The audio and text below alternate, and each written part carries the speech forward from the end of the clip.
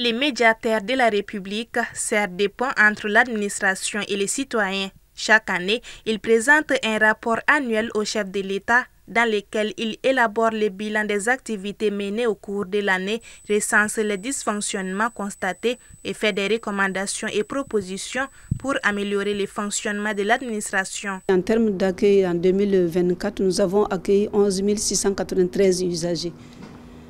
Et les réclamations et les interpellations aussi en grand nombre.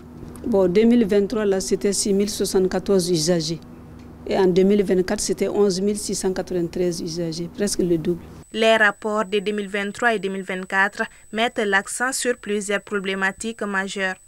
Les principales thématiques concernent d'abord la gestion domaniale et foncière qui vient en tête de liste.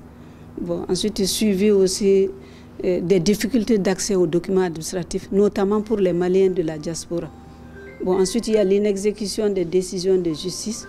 Et ensuite, il y a le non-paiement aussi des factures des différents prestataires. Un grand nombre de nos concitoyens m'avaient saisi par rapport à leur paillage. Parce qu'ils utilisent de plus en plus des produits chimiques qui altèrent la flore et l'environnement.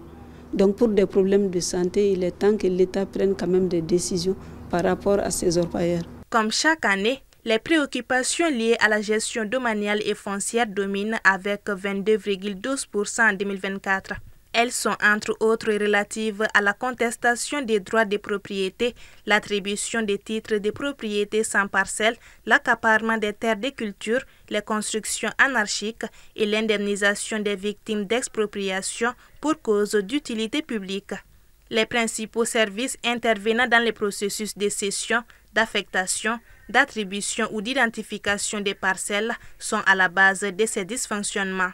En la matière, les médiateurs recommandent l'application de la loi domaniale et foncière et des sanctions dans le but d'assainir la gestion domaniale et foncière.